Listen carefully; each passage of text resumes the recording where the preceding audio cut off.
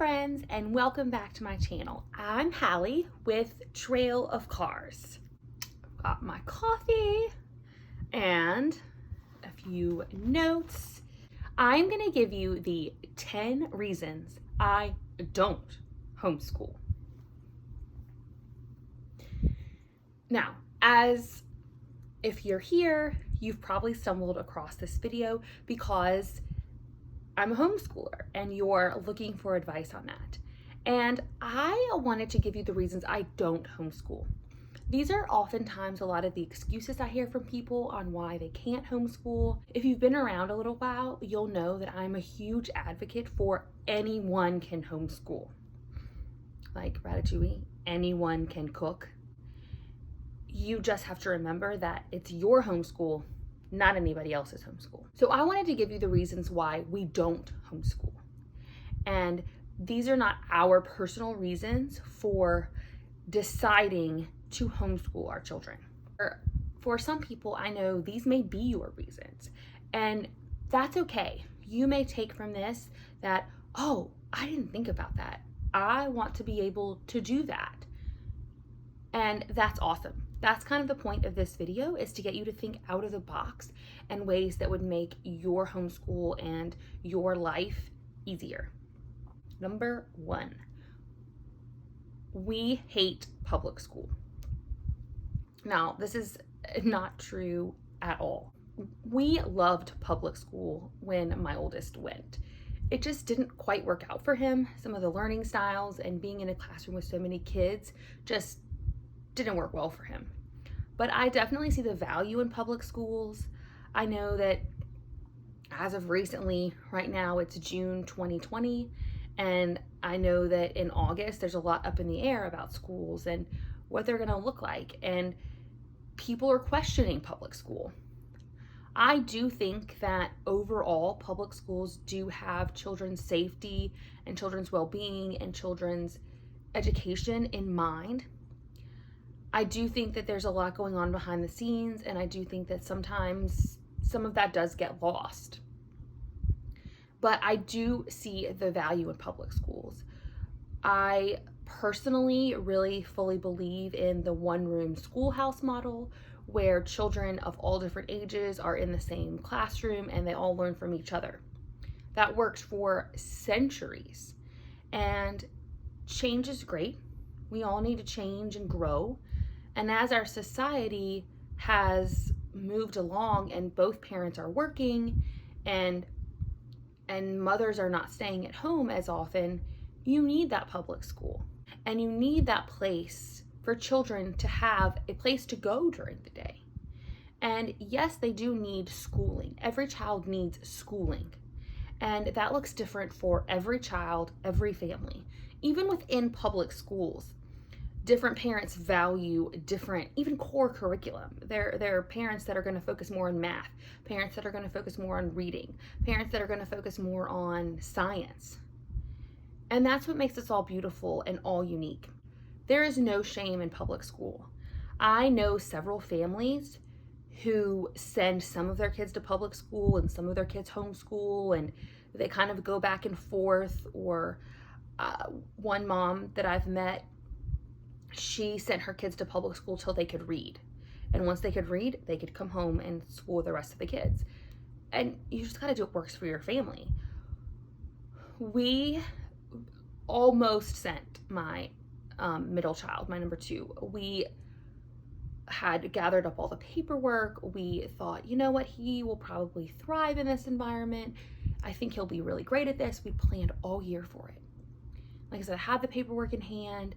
I had prepared to be able to leave the house early that morning because we live in a school district that's in very much high demand, and you have to essentially prove that you live here, and then there's a long line to register, and it's a lot of work to go and register your children for school. I got up that morning and I felt this horrible feeling in my stomach. And I just thought, this isn't the right thing to do. This isn't it. And I called my husband, said, I can't send him to school. And he must have had the same thoughts as well, I should add. We were already homeschooling my oldest when my middle was entering into kindergarten. So he was already home. We had already had a year with him at home, and we had kept, my middle son went to pre-K 3 at a preschool. He stayed home with us for pre-K 4, and the plan at that point was to send him to kindergarten at our local public school.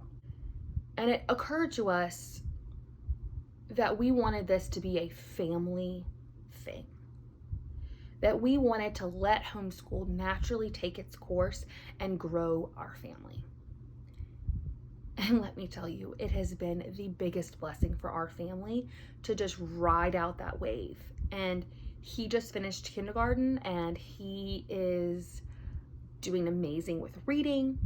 He excels in math. I can't tell you why I didn't send him to public school. I can't give you this definitive answer for why, but just that pull was on my heart. Even for my oldest child, that pull was on my heart that I needed to get them out of there. And I still to this day don't know the full reason. I know that it's blessed us, and I know that my children are thriving, but I still can't tell you this is why. Only God knows that. But public schools are not the enemy. Even in our current climate, public schools are not the enemy. I know that many people are not comfortable sending their children to public schools right now, and that's okay. That's why many of us homeschool moms are saying, come on, we're here to help. We want you to see, and we would love if you stay. Don't think that it's an attack on the mainstream way of learning, because it's not. Number 2. So I do mention a lot that I felt a tug on my heart, and that I do feel extremely blessed through our homeschool. We don't homeschool because we are religious. We are religious, and we do integrate that into our homeschool. We do have a couple Bible studies that we do in the morning with my children that I kind of go back and forth with, but it's a small devotional we do each morning. We talk about it, and then we go on with the rest of the things. We do use curriculum that has religious aspects in it, but I've chosen to use that curriculum because I enjoy it, and I feel like it is enriching, and it gives my kids a great education, and I don't mind the religious things thrown in there. But I still consider myself a secular homeschooler. I don't homeschool my children because I want them to have a religious education. And what I mean by that is some of the big names in homeschool curriculum, even The Good and the Beautiful, Abeka, Sunlight, almost all of them are religiously based. Story of the World, all of them, My Father's World, they are religiously based. And once again, don't come after me. They're great. Honestly, I read through many of them. I got a copy of the first level of Story of the World and read through 90% of it and said, this is not for us. This is great. This is amazing material. It's got so much in it. It's jam-packed with history and facts and fun, and oh my gosh, this is great. But I don't want to come from a religious perspective with my children's education. And that might sound really weird to some of you, but that's something that's very important to my husband and I. How do I explain this?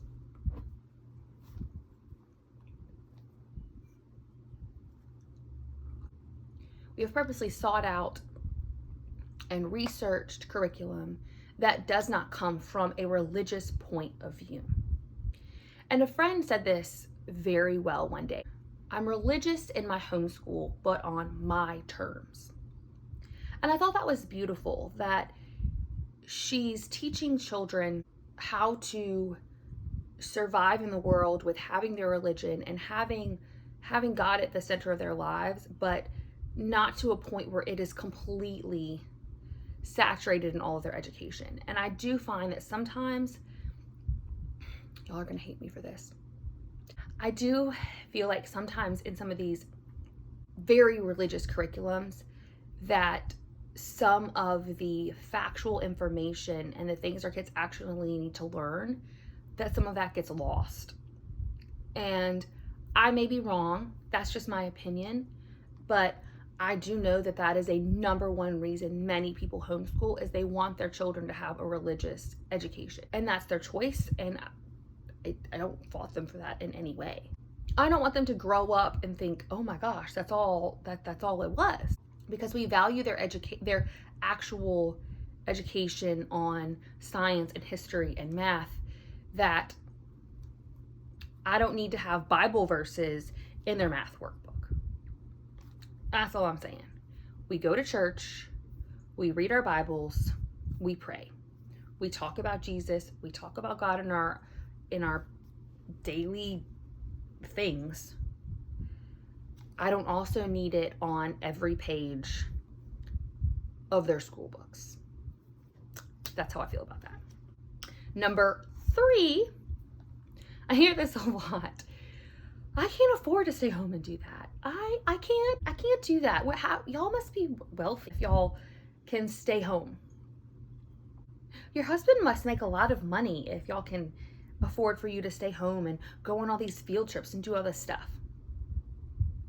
No. It's funny, somebody asked this the other day about the economic difference with homeschoolers, and one new homeschool mom had come to me. She asked me, well, what about economic differences? She said, is everyone in the same boat, or are there differences? And I said, oh no, there are so many differences.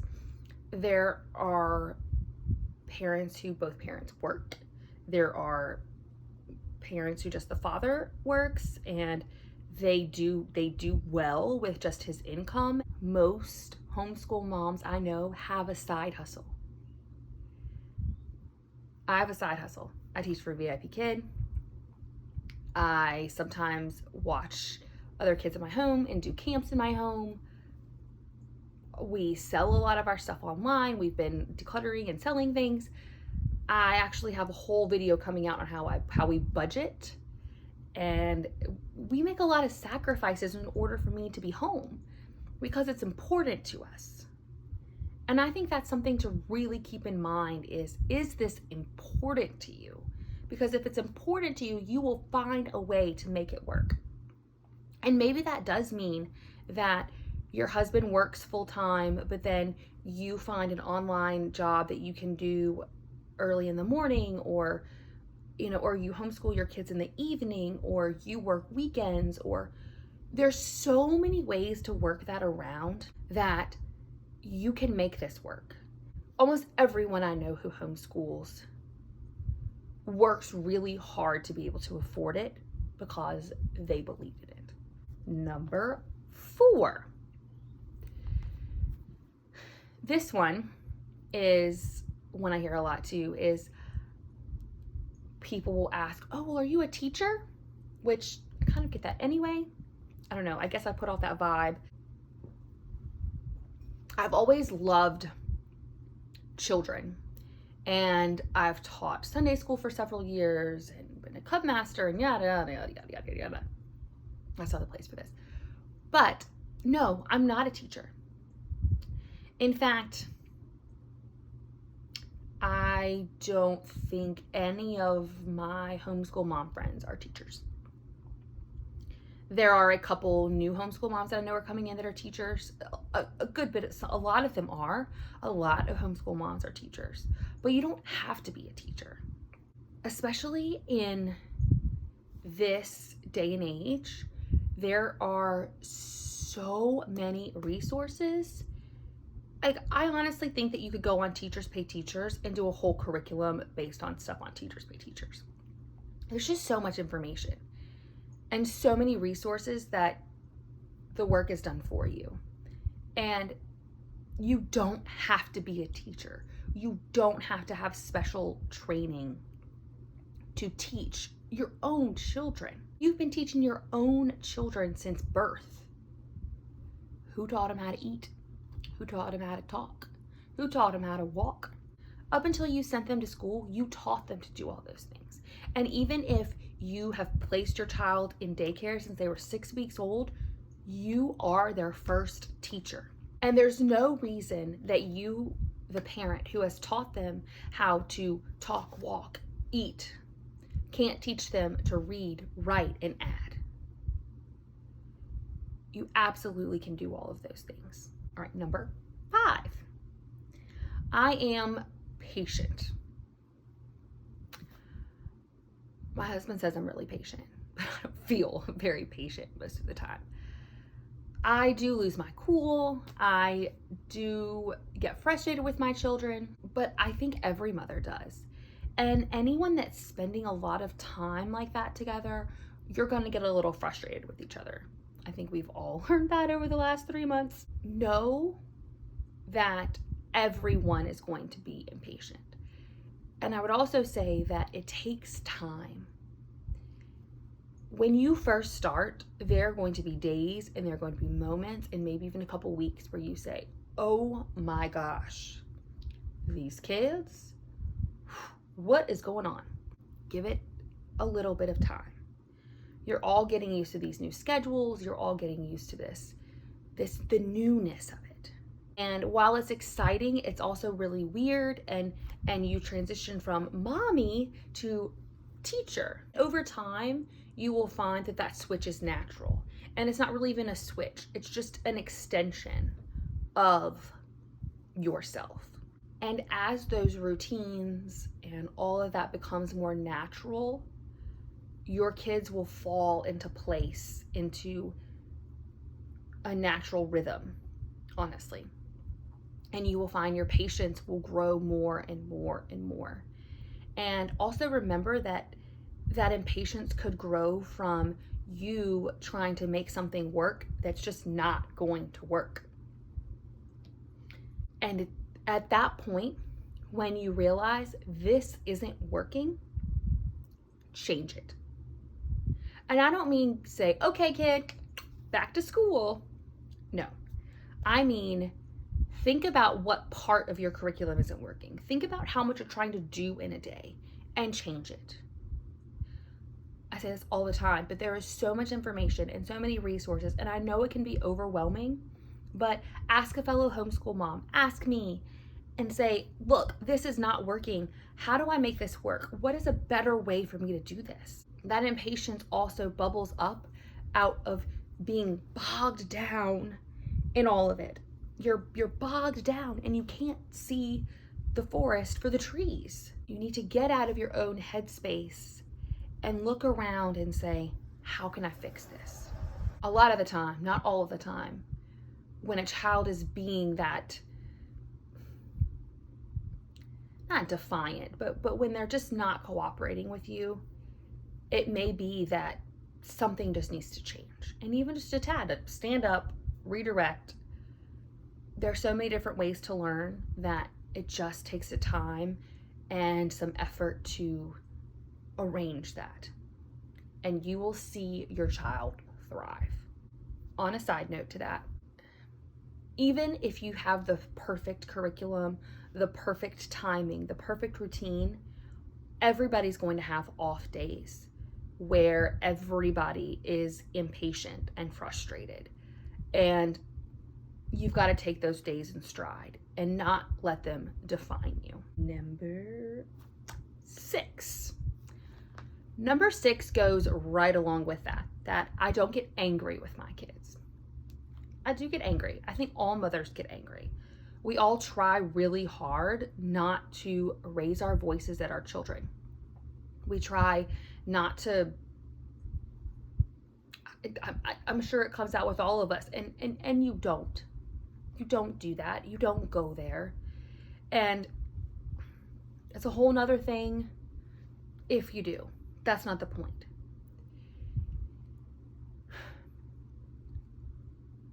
In those moments where I am extremely frustrated with my children, I say 5 minutes.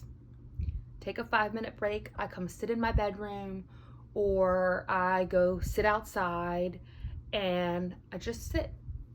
Sometimes I'll grab the Bible app on my phone. Sometimes I go grab a piece of chocolate out of the pantry.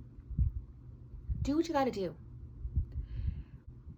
Just because I homeschool doesn't make me some kind of super mom, some kind of mom that is immune to the normal things all moms go through. I am not any different than you. None of the other homeschool moms you meet are any different than you in that respect. I hear it said all the time that motherhood is the hardest job there is. And I believe it.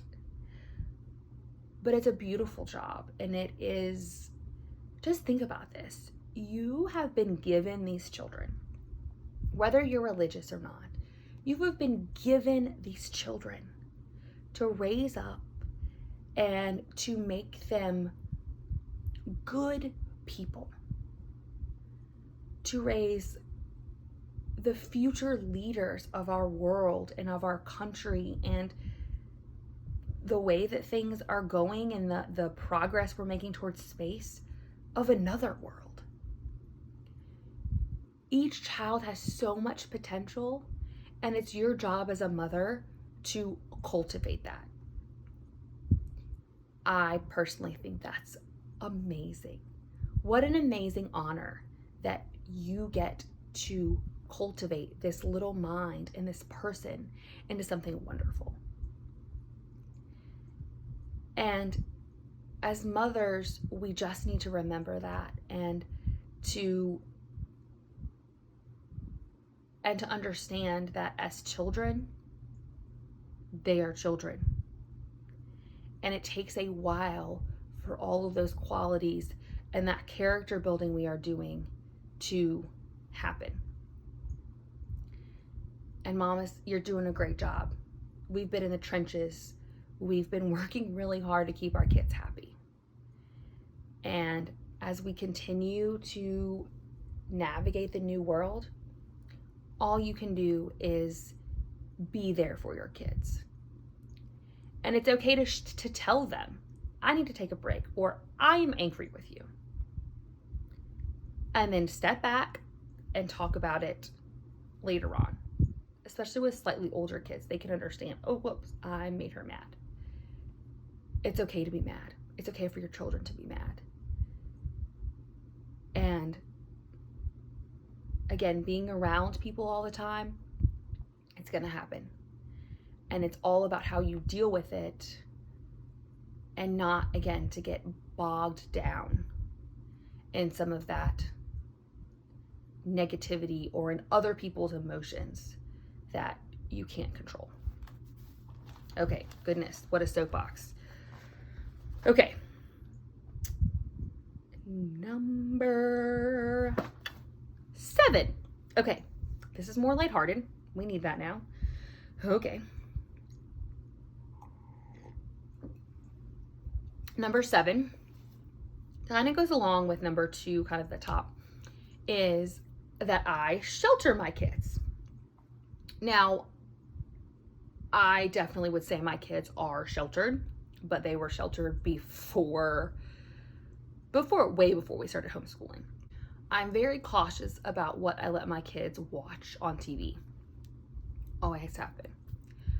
They do watch a lot of TV, but I'm very cautious about what TV they watch. Even on a lot of other things, we do believe in letting kids be kids and not exposing them to too much too soon.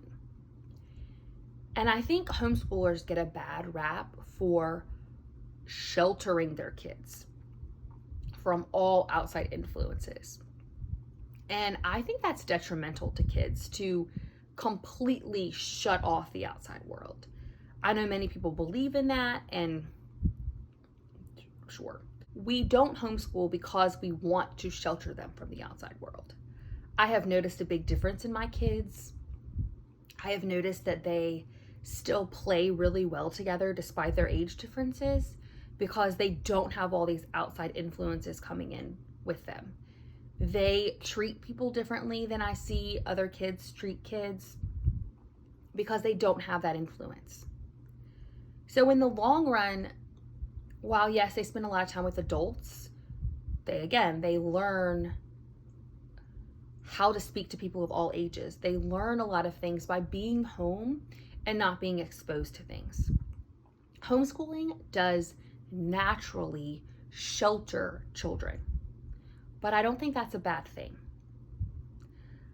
My opinion, I sometimes look at pictures I see online of kids my son's age and the things that they're doing and the things they're watching and the games they're playing, but then I look at our homeschool friends and what they're doing and what they're watching and what they're playing, and you think about their ages. Like, my son is 10, and you compare that to also what I was doing when I was 10, and my son is a lot more in line with what I was doing when I was 10, before there was internet, before we had all these video games at our disposal. And he still does that, but he has more of an innocence about him that I feel is more natural for a child his age. And I do often wonder what children will turn into being exposed to some of these things so young. Just my opinion. We have talked to our children about the current economic and social climate in our country. We've talked to them about it on their level and been very cautious about talking about it in an adult way in front of them, because at the end of the day, we want them, again, to be kind, good-hearted, with good character men. And I think the way you do that is by exposing them to different people and cultures and places, not by shutting them off from the world. Number 8. So number 8 is a more rigorous schedule. You often, or at least before homeschool kind of became sort of more mainstream, you would hear about people like ice skaters or big time sports families where they would homeschool their kids so their kids could then play more sports or go to horse shows or whatever the case is.